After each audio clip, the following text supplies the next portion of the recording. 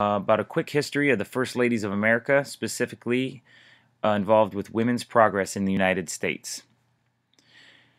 Throughout studying this topic, I have learned that not all First Ladies got involved, even though they held such a high position.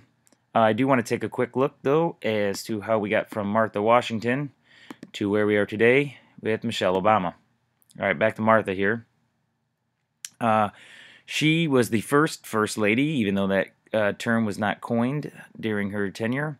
But she still had to invent the role of the wife of the president. There was no, model to follow. She was the first, and although she spent a lot of time in the White House and was very supportive of her husband, she did little on her own in terms of politics, and actually was quoted as saying she hated her time in the White House. Abigail Adams, even though she did not attend any formal schooling, she was known as the cleverest of all the president's wives. She pushed and supported her husband into the presidency. Some would say that she wanted it more than he did. And in this way, she made the model for the future First Ladies to follow. She did not directly influence much legislation or bring about great social change, but perhaps in the way she personified an American woman leader and molded the role of First Lady is why she would lead to women's progress in America. Martha Jefferson was actually extremely ill for much of her president's term, therefore did not get to accomplish much. And now Dolly Madison. If George Washington set the tone for meaningful president, Dolly set it for First Lady. She ran the political fundraisers for her husband and was very much a natural politician. She even held meetings with the wives of other Washington dignitaries where she would push them to get more involved as the wives of government officials. Very much so a women's rights activist.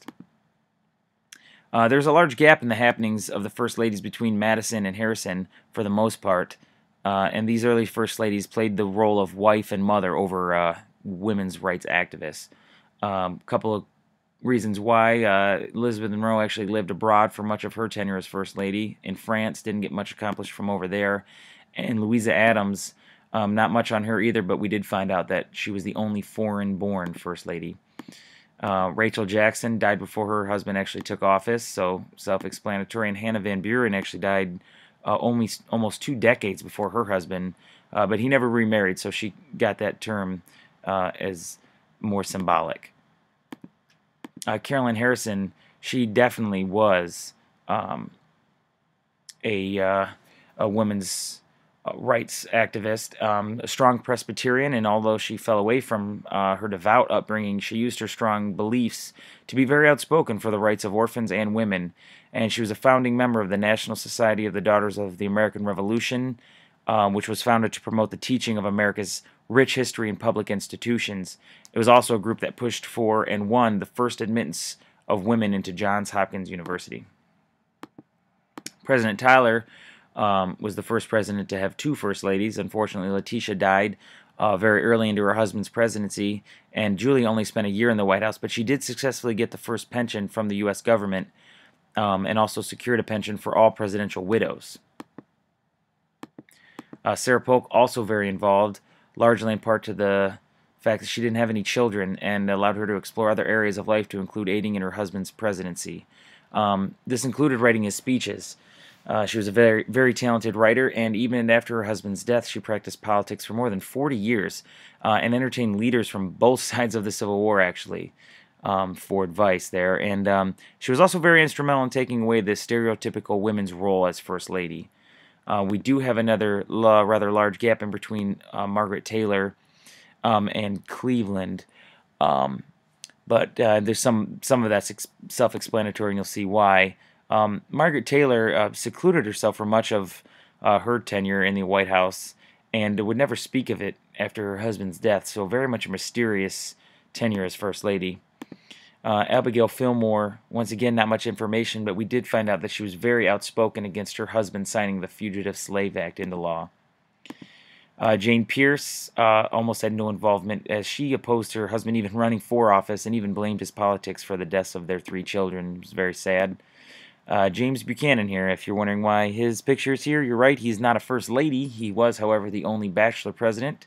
His niece, Harriet Lane, stepped in to fill that role for his term in office.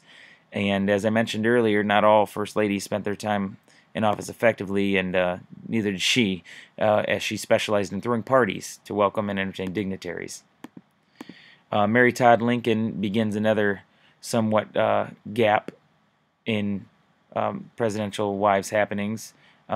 She visited wounded soldiers in hospitals and on the battlefield to help boost morale, which there's actually just as much evidence to deny those claims, as she was seen as an elitist and wouldn't have been seen with the lowly soldiers on the battlefield.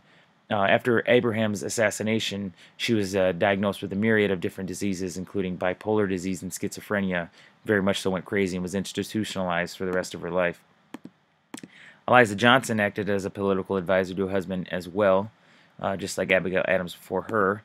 And Julia Grant, possibly the best party thrower in the White House, as we found on her. Very elegant, lots of money spent on large parties with Julia Grant there.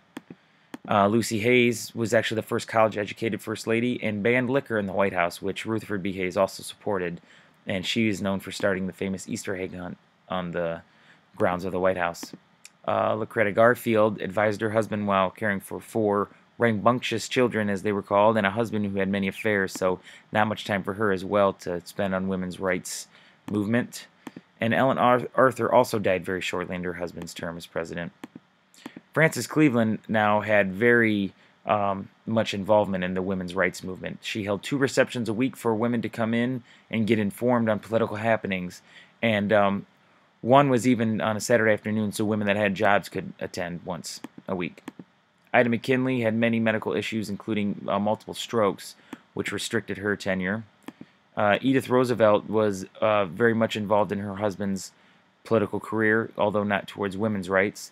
She founded many charities to help the poor and acted as a campaign advisor to Herbert Hoover after her husband passed, and it's strange because it was against her cousin Franklin Delano Roosevelt.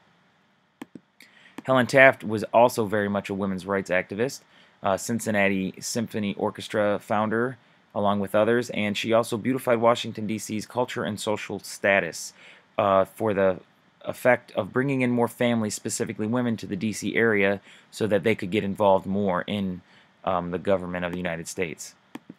Woodrow Wilson also had 2 wives. Ellen, who, even though was not present in Washington, D.C.,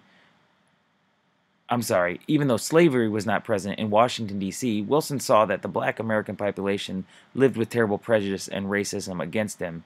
So she specifically helped them by promoting better housing options in Washington. The large part she played in her husband's politics also has been deemed as another turning point in the role of the First Lady, as she gave much input to his decisions. Now, Woodrow Wilson had a great taste in women, apparently, as his second wife picked up right where his first left off. She was known quite widely as America's first female president because of her strong influence in the Oval Office. Edith became a filter, so to speak, when Woodrow Wilson became very ill by deciding what events and topics were most important for him to spend his energy on. She played an active role in affecting the women's role in the military and undoubtedly pushed for the passing of the 19th Amendment, as her husband was constantly bedridden. Florence Harding led a tenure littered with controversy, did not have much time to do any women's rights activism. She was accused of being the bartender in the White House during Prohibition when they would have parties, and she also destroyed documents after her husband's death that would have revealed more wrongdoings of Warren Harding to protect his name after his death. So lots of controversy surrounding this presidential term. And then 1920, the 19th Amendment to the Constitution. Now, the women's rights movement obviously was not over after this, but it did severely decline the participation of the First Lady. Perhaps women's suffrage was seen as the finish line to some women, or maybe the fight was just in the hands of the women citizens who could now vote. But for whatever reason, the First Ladies from here on have no shortage of contributions. However, specific actions towards women's rights are scarce. So we can still hit on some of their political action, though. Grace Coolidge devoted a lot of time in office to charity work, specifically to the deaf. Lou Hoover helped run the Girl Scouts of America, just like Abigail Adams didn't specifically do any women's rights activism. Her role in a women's leadership role inspired others, and she also did head a women's hospital in England during World War II. Eleanor Roosevelt was very much so involved in politics and was actually a spokesperson to the United Nations, which was leaps and bounds ahead of what women were doing in her day. She also held weekly press conferences for only female persons of the media. And like I said, this was a giant leap forward in the role and responsibility for women in that day. Bess Truman tried to force her way into important decisions in the White House, although unsuccessful, and she did it angrily at times. But this aggressiveness led her to a successful lobby to save the White House from demolition when many wanted to build a new, more modern building. Mamie Eisenhower was quoted as saying, "Ike runs the country and I turn the lamb chops." She generally avoided taking public stance on issues and enjoyed her role as wife more than women's activist. Jacqueline Kennedy, probably one of our more famous president's wives, she was famous for bringing a sense of style to the White House. She did become famous, but not so much for being a big player in the realm of women's rights, and she devoted much time to making the White House a museum of American history and added many arts pieces to the White House. Claudia Lady Bird Johnson here was very active in her husband's campaign as well, and brought a sense of unity to the South during her husband's presidential election while talking about desegregation, and helped her husband win in a landslide victory, actually, in that election. Patricia Nixon was known for making significant additions to the art collection as well in the White House, and made many goodwill trips to encourage awareness of and to aid the poor. Elizabeth Ford was known for her battle with breast cancer and for publicly acknowledging her dependency of alcohol and drugs after that surgery, but this also did help others battling addiction. Rosalind Carter aided in her husband's election as a campaign specialist, and she promoted the visual arts and awareness and treatment of mental health issues around the country.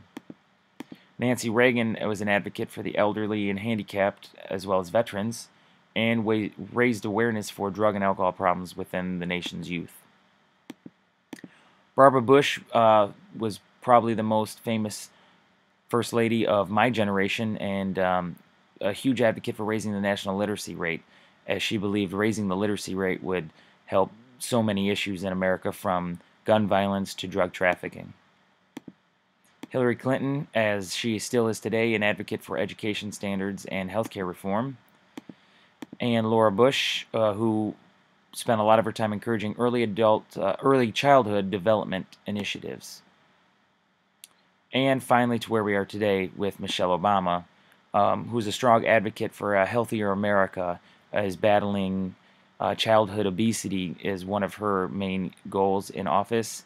Although she hasn't sparked too much women's rights activism in America, she's done a lot of work overseas in countries in Africa and the Middle East. So, in conclusion, the First Ladies of America did not always play a large role as I initially would have thought they would have. However, the more public and respect of a role that it became seemed to empower women all across the country to see a brighter future and propel them into the women's rights progress and movement across the country.